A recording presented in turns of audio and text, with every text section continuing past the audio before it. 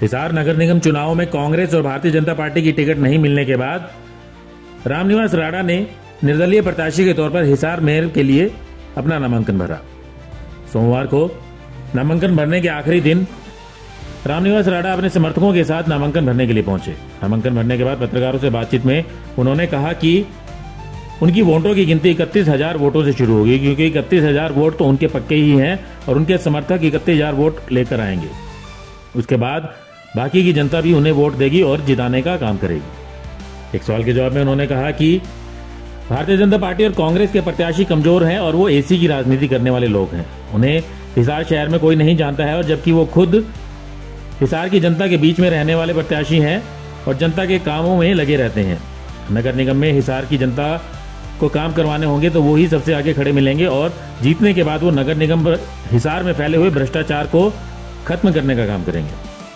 रामनिवास राणा से जब ये पूछा गया कि वो कांग्रेस में है और ऐसे में निर्दलीय प्रत्याशी के तौर पर अगर वो चुनाव लड़ रहे हैं तो क्या कांग्रेस को नुकसान नहीं होगा और क्या कांग्रेस उन्होंने छोड़ दी है, तब उन्होंने कहा कि उन्होंने कांग्रेस नहीं छोड़ी है, अब भी वो कांग्रेस की झंडी लगी गाड़ी में ही यहाँ पर आए हैं। और रही बात कांग्रेस को नुकसान होने की, तो उनके विधानसभा चुनावों में चुनाव लड़ते हुए कांग्रेस के हिसार के सभी नेताओं ने उन्हें नुकसान पहुंचाने का काम किया था। सिर्फ कुमारी शैलजा को छोड़कर बाकी सभी नेताओं ने उनका साथ नहीं दिया।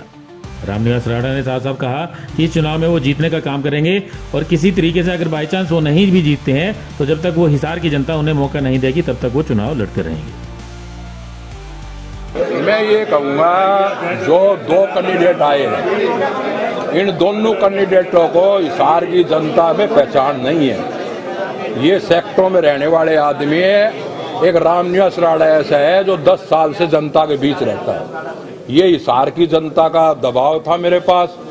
फिर 2014 में मैंने इस सातड़ू से बरवाड़ा से चुनाव लड़ा। छोटी सातड़ू नगर निगम आती है, 2.5 वार्ड नगर निगम आते हैं, आज़ाद नगर आता है। तो मेरा जो 2014 में चुनाव मैंने लड़ा, एक सातड़ू में जो है हमारा पड़ोस खेत का पड़ोस भी है। राजनीति से पहले से हमारा बहुत आना जाना था। और जब मैंने 2014 में चुनाव लड़ा तो उस समय जो है मेरा 90% वोट मीलगेट एरिया में बरवाड़ा से जो चुनाव लड़ा और सातड़ू में एक तरफा वोट आए थे। तो आप बिना कांग्रेस की सपोर्ट के लड़ेंगे तो आपको लगता नहीं कि मुश्किलें आएंगी? जनता साथ रही। 31,000 जो मेरे साथी हैं उन्हीं का दबाव था भी आप आजाद लड़ो, उन्हीं का दबाव है। उन्हें पता है पिछली बार जो भीतर घात किया गया वो कांग्रेस ने घात किया था। और ये तो आप 4 दिन बाद आप ही बता दोगे अब की बार किसके साथ घात होने वाला है। अब इनकी बार नीरी कांग्रेस नहीं, भाजपा के साथ भी भीतर घात होने वाला है। मुकाबला किससे लड़ा साहब? मुकाबला तो आप 3 दिन बाद में आप बताओगे। तो आप बागी होके लड़ रहे हैं तो पार्टी आपके खिलाफ कार्रवाई? बागी हम कांग्रेस पार्टी से? कांग्रेस से नहीं, लड़ तो कोई भी सकता है। बागी क्या है इसमें? तो आप नहीं, कोई बागी नहीं है। अगर उन्होंने बागी लगता होगा तो लगता हो, लेकिन मेरी जनता मेरे साथ है। मेरा जनता का सुझाव है, जनता ने मेरे पे दबाव दिया है आप निर्दलीय लड़िए।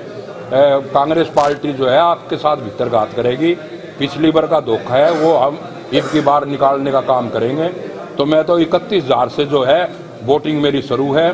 फिर सातड़ो जो है मीलगेट एरिया है, मैं जनता के साथ हूँ। जो नए सबसे बड़ा कारण क्या है, जो ये 2 कैंडिडेट दिए हैं कांग्रेस के भाजपा के बीजेपी के, ये नए कैंडिडेट हैं, इनको कोई नहीं पहचानता।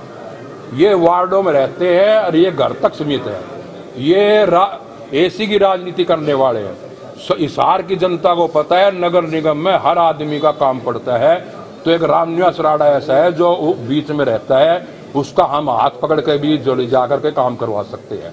और नगर निगम में भ्रष्टाचारी ये फैली हुई है, उनका सारा प्रबंध करने का काम करेंगे।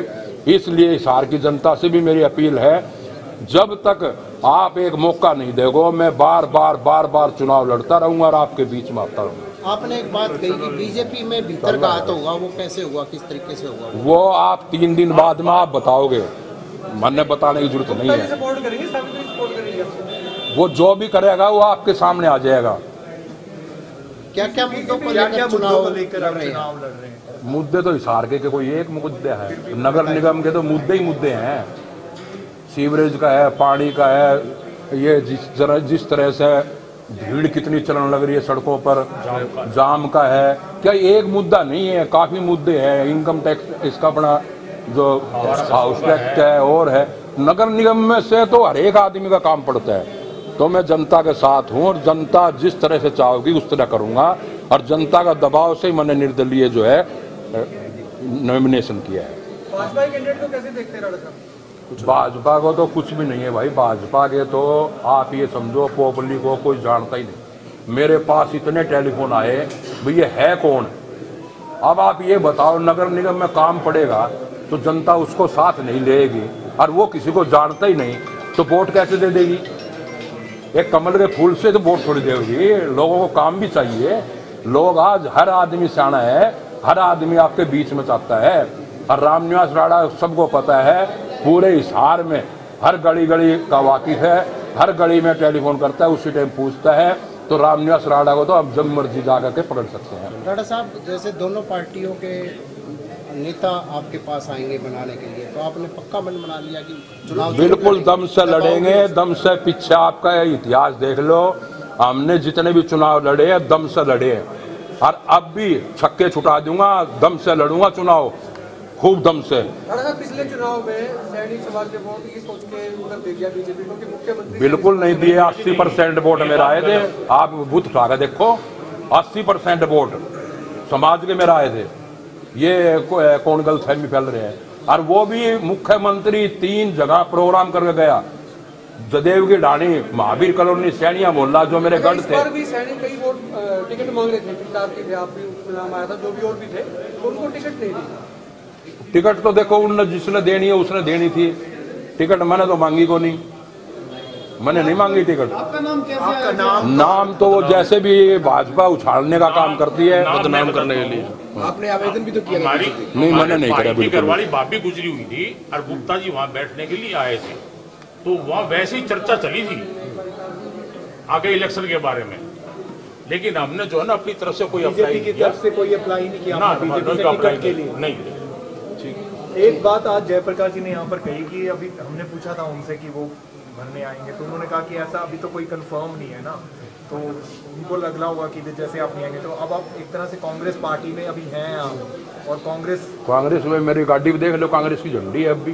तो आपको लगता नहीं कि आपने जो नॉमिनेशन भरा है तो कांग्रेस के कैंडिडेट को उसका नुकसान होगा? भाई नुकसान लोग विधानसभा में मेरा भी तो नुकसान करे हैं। इन्होंने तो किया था नुकसान विधानसभा में, जितना हिसार के विधानसभा में किन किन ने किया था नुकसान? जितने हिसार के कांग्रेसी थे वो सारे एक तरफे लगे हुए थे। जयप्रकाश मेरा साथ नहीं थे। कौन कौन जिन्हें विरोध किया था? सबका नाम लेना क्या जरूरी है, सारे ही थे जितने भी कांग्रेसी थे। जयप्रकाश एक बार भी आया क्या? एक शैलजा को छोड़ दो, शैलजा को छोड़ दो, सारे लग रहे थे। जयप्रकाश एक बार भी हिसार में आया? आप बताओ, आया हो तो? अच्छा, आपका सबने नुकसान किया राणा साहब, आप एक शैलजा मेरे साथ थी। आप किस किस का नुकसान करेंगे? नहीं, नुकसान तो जनता करेगी। मैं कौन होता हूँ नुकसान करने वाला? मैं जनता में जाऊंगा, अपील करूंगा। लोगों का नुकसान तो इनके खुद होया बैठे हैं। लोग जानते ही नहीं इनको, दोनों कैंडिडेटों को। लोग चाहते बीच में आए, जो लोग जानते ही को नहीं तो वोट कैसे दे देंगे? तरह काम कौन, जो नगर निगम का तो हर आदमी का काम पड़ता है, और रामनिवास राणा एक ऐसा है जो हर समय उनके बीच में रहेगा। एक लास्ट सवाल, मुख्यमंत्री के कार्यकाल को आप कैसे देखते हैं अभी जो 3-4 महीने का हुआ? अभी 3-4 महीने में क्या पता लगेगा? 1-2 साल निकलेंगे जब पता लगेगा। अभी शुरू में कैसे पता लग जाएगा?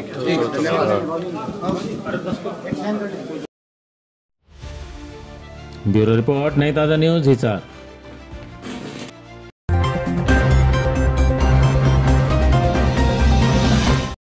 लेटेस्ट वीडियोस के लिए सब्सक्राइब करें हमारा चैनल नई ताजा न्यूज और दबाएं बेल आइकॉन ताकि आप मिस न करें कोई भी अपडेट।